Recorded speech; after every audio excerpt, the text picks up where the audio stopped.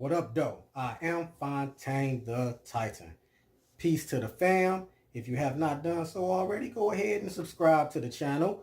We about to get into something real heavy, a subject that a lot of people are afraid of, and we about to dive right on into it. This is the occult origins of what hell is.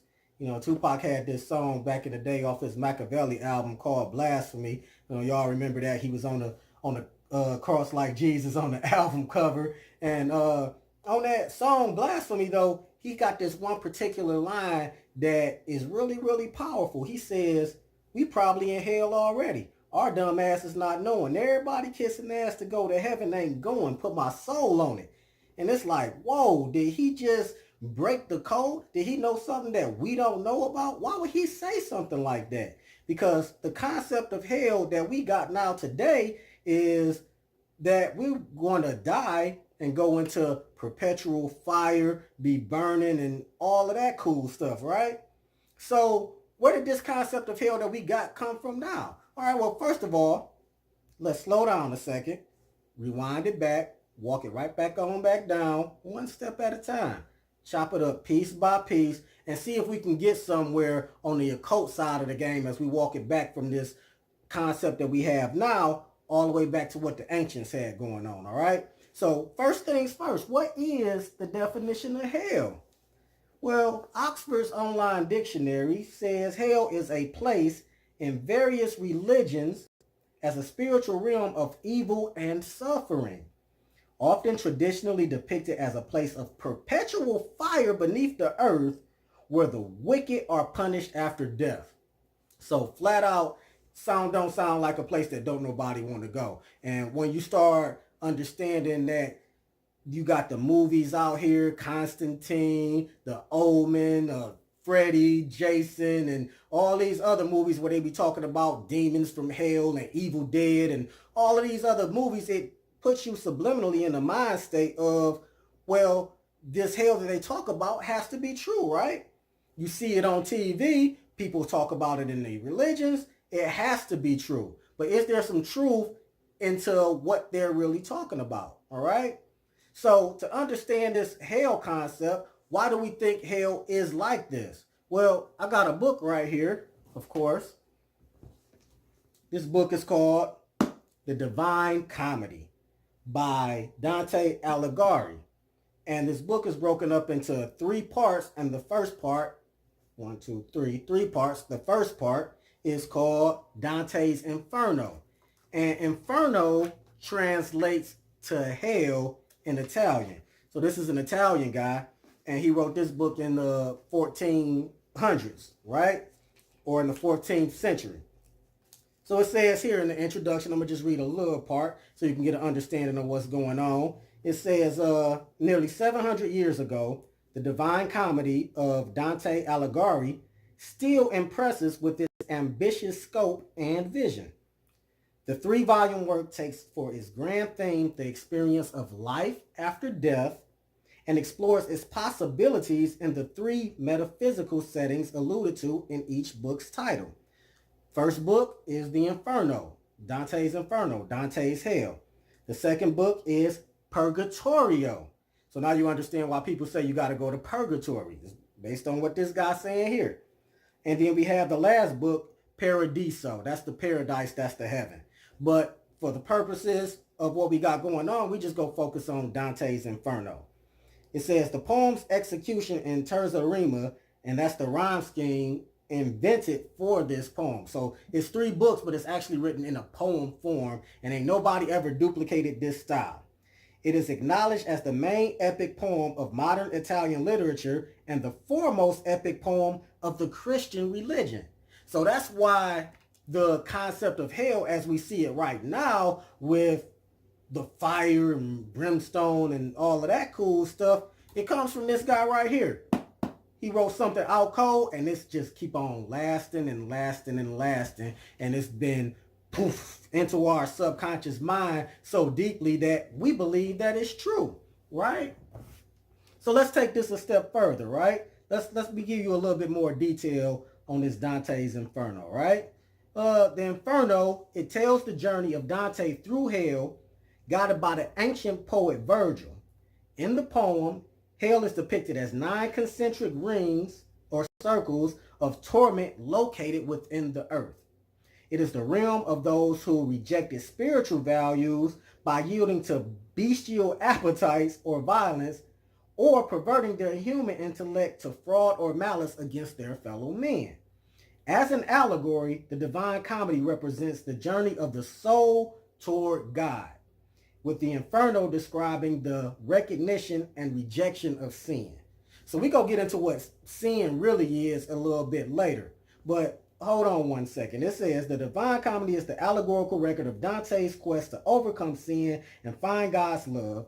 In the Inferno, Dante explores the nature of sin by traveling through hell, where evil receives punishment according to God's justice, right?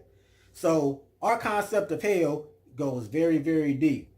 But what you got to understand is that that's not the only concept of hell. That's just going back to the 14th century, right? So I had posed the question, has anybody ever died, went to hell, and came back to tell about it? Well, guess what? A guy by the name of Plato, which y'all may have know about him, may have heard about him. Of course, he's a philosopher born in 425 BC with the question marks around it. They don't even really know when he was born. They say he died in 348 BC. They don't even know when he died. But in this time he was alive, he wrote the myth of okay? So it says here, Plato's myth of contained in the Republic greatly influenced subsequent religious and philosophical thought up to and including our very own idea of heaven and hell. Plato was an Athenian philosopher during the classical period in ancient Greece, founder of the Platonist school of thought and the academy, which was the first institution of higher learning in the Western world, right? So it says that in this myth of it says was slain in battle, but came back to life on his funeral pyres to speak to the living of what he had seen while he had been dead. But you got to understand that this is a myth. And I'm not going to read the whole story about the myth of You go ahead, go look it up, read about it. Very, very interesting. It's actually all these myths. All these are really, really dope. Because what you got to understand is all of these are myths built on top of myths, which are built on top of myths, right? And so people take Plato's credibility, and then that rolls on. Then you got Dante's Inferno, that rolls along, and then now you got a whole concept of what hell is.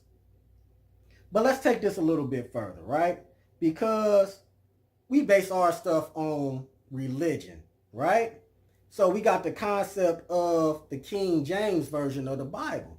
The King James Version was translated in 1611 under King James I of England and published in 1611. That was the English translation, right? So this is where we about to start stepping from the concepts of now to the concepts of previous. Because I just gave you 2 examples of what we think about hell as now with Dante's Inferno, which Inferno means hell and in Italian. And then I gave you the myth of from Plato, which is a Greek myth, all right? But let's take this one step and understand what hell really is. Because before they translated the Bible and exchanged the word hell, what was the word hell before they translated it? Now we getting somewhere. So in the Bible, the Old Testament was translated from Hebrew, right?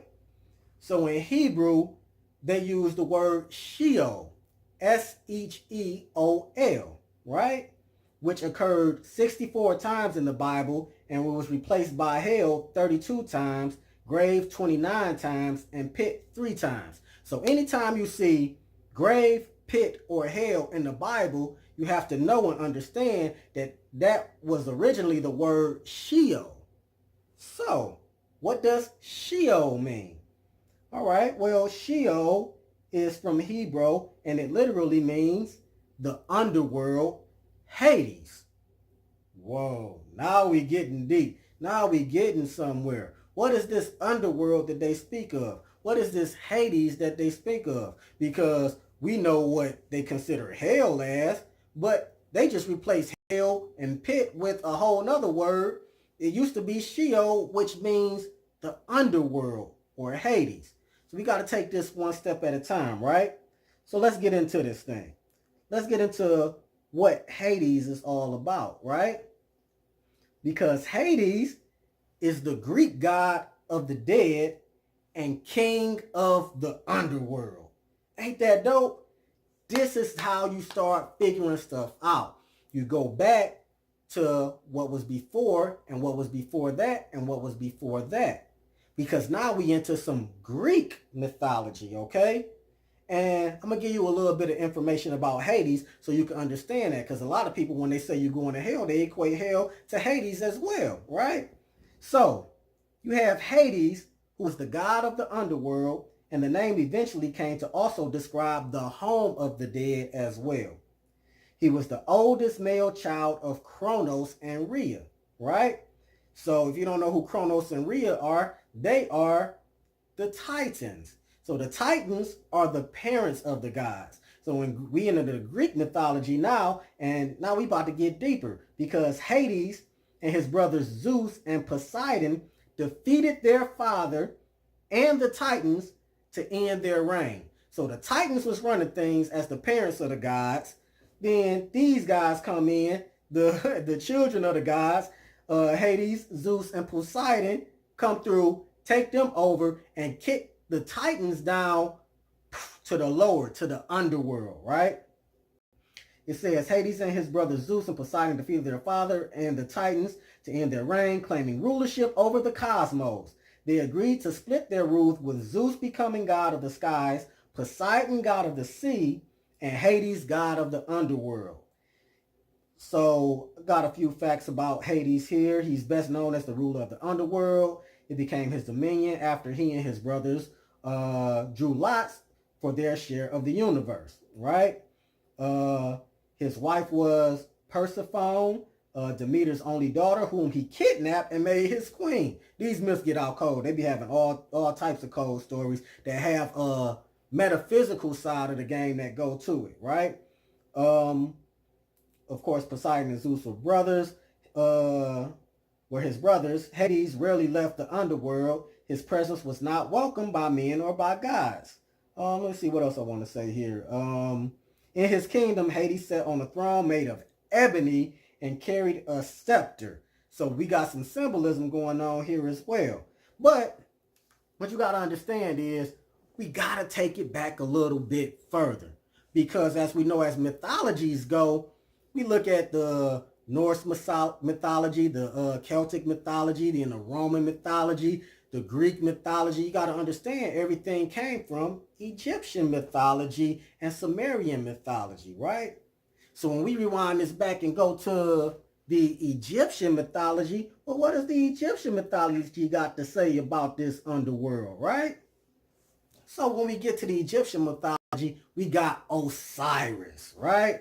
Osiris is the Egyptian lord of the underworld and judge of the dead.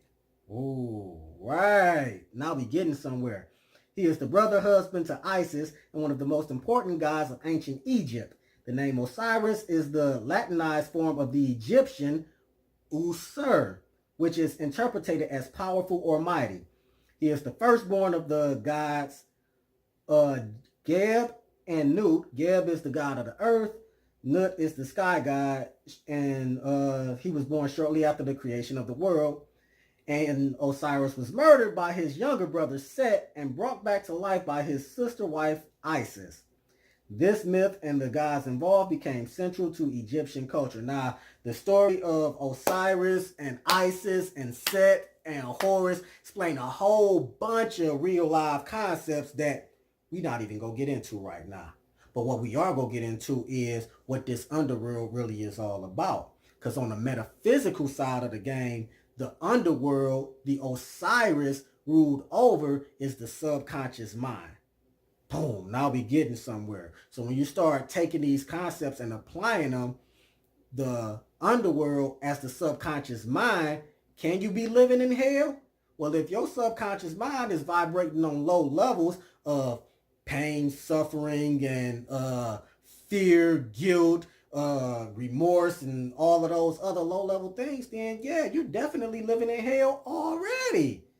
And your dumb ass not knowing, right? Just as Tupac said.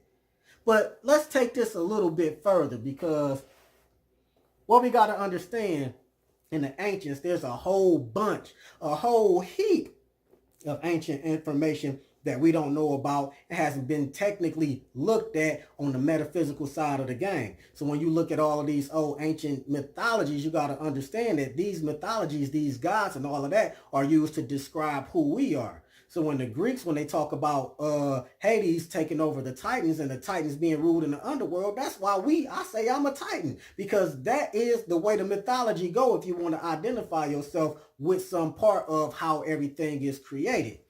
And when we go into the order of creation, right, we go into the tree of life, the Kabbalah, right?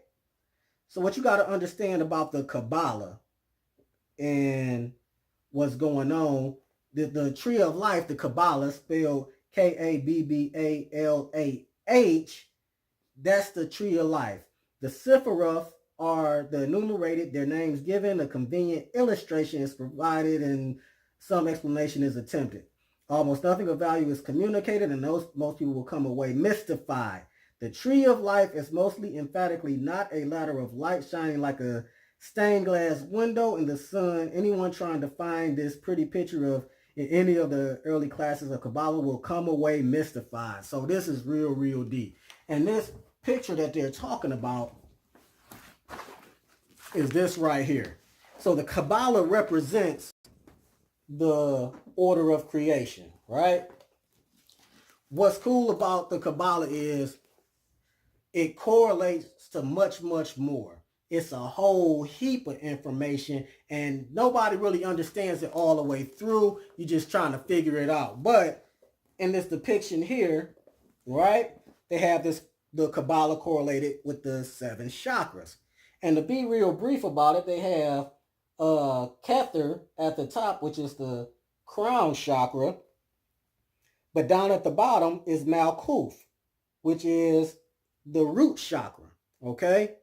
So, in the order of creation, as you say on the map, we are here.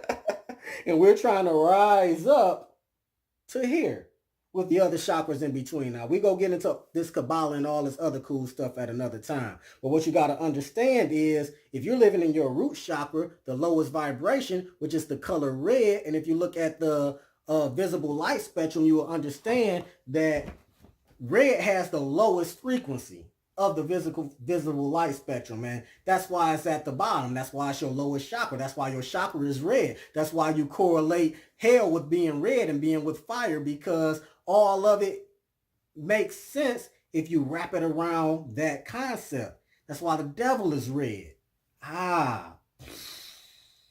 Mind blown. But let's take this a step further. That's right. Wait, there's more, right? Let's take it to what sin is, okay? Because the whole concept of going to hell is because you living in sin. So what is sin? Are we living in sin? Well, the definition of sin is an offense against religious or moral law, okay?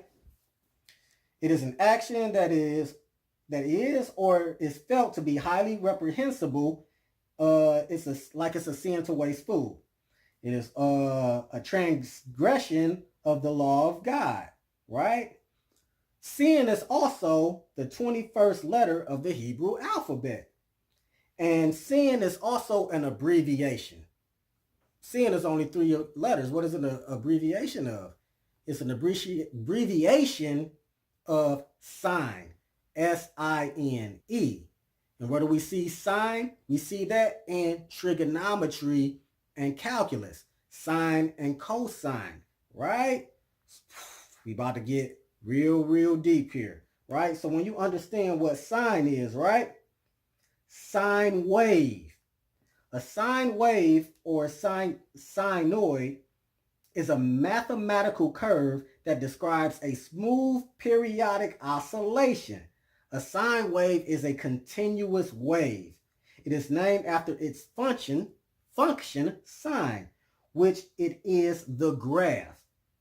It often occurs in pure and applied mathematics, as well as physics, engineering, signal processing, and many other fields. Its most basic form as a function of time. So now when you understand that you're living in sin, you're born into sin, you're born into a wavelength of time. So it ain't nothing particularly evil about that, right? If you want to look at it on the metaphysical side of the game, because everything is energy, everything is vibrations. So when you start to understand that, we are born into a vibration. We are born into a wavelength. We are born into sign. We are born into sin. So all of the other stuff that you got thinking about what a sin is based on religious stuff. But when you look on the metaphysical side of the game, you understand that everything is energy and vibrations. You understand the law of mentalism, the law of correspondence. Then you can start being able to put these pieces together and then understand that hell is a state of mind. Just like you can have heaven on earth, you can also have hell on earth. So with the subconscious mind being represented as a blank slate for you to be able to create what you want. Because in the concept of after you die, if all you're taking with you is what you have here and what you have created here, if you're creating a hell for yourself here while you're in these physical bodies, then of course when your soul goes, it's going to have a hell to go to, because that's all you're going to have attached to it. See, what we got to keep in mind is the reality that we living in, our external environment, is going to be a reflection of our internal environment, right? So that's why we got to get into balancing our chakras, getting on higher levels, because we can have heaven on earth. We can ascend and be peaceful, right? Just as I showed you previously, the 3 lower chakras are representations of your human, your lower self, with the root chakra being at the bottom. So what you got to understand is we got to get into these super high levels, of vibration, so that we don't even have to deal with this hell on earth. So this whole concept of hell after you die, yeah, you probably might go there if that's where you living at right here, right now. You know, say even in the Bible, they say a rich man won't get into heaven. What is that all about? Is it about materialistics? So that's what they talking about. They saying your materialistic stuff, you got to let that go. Even if you are rich here on earth, you got to understand that you got to let that human aspect go, that materialism go. All of those negative feelings and emotions that come attached to the things that you may or may not have done in your life, you got to let that go. See, when you go and look into the 42 laws of Ma'at, right, which that's where they got the 10 commandments from. The 10 commandments, thou shalt not kill, thou shalt not steal, and all of that cool stuff, that come from the 42 laws of Ma'at, or the 42 negative confessions of Ma'at. And the concept of that was understanding that whatever you did out here in your physical body is not what your soul did. Your soul didn't steal. Your soul didn't kill. That's just what happened right here. That ain't got nothing to do with you ascending into higher levels if you know to let that go. Right? So in the underworld, when you die, they have the concept of weighing your heart against a feather. So of course, your heart is going to be heavier than the feather. They say the only way you can ascend is if your heart is lighter than the feather. The only way that is possible if you're looking at your heart on the metaphysical side of the game. And if you're looking at your heart in that way and you're learning to let go of all that guilt, anger, and all of that humanity and everything that's here, then you're able to go ascend to the highest levels. At least that's the concept that I understand. So, is there a hell? If you ain't got your mind right, then there definitely is one, and you living in it right now. So let's raise our vibrations up, get out of this hell thing. Let's start digging into these concepts and getting to understand who we are for real, and not these fairy tale stories that we've been told. You know, we still out here afraid of the boogeyman and all of that stuff. Your greatest enemy is yourself. It's all built in duality. And we go get into this duality when we do our next video on the law of polarity. So be looking out for that one so we can start melting all of these concepts together to get you to a higher understanding, a higher spiritual level on where we need to go, letting go of what we think is important and what we think we know and what we done heard and what we allegedly believe in, and start getting into things that we can know and get to know thyself. With that being said, peace.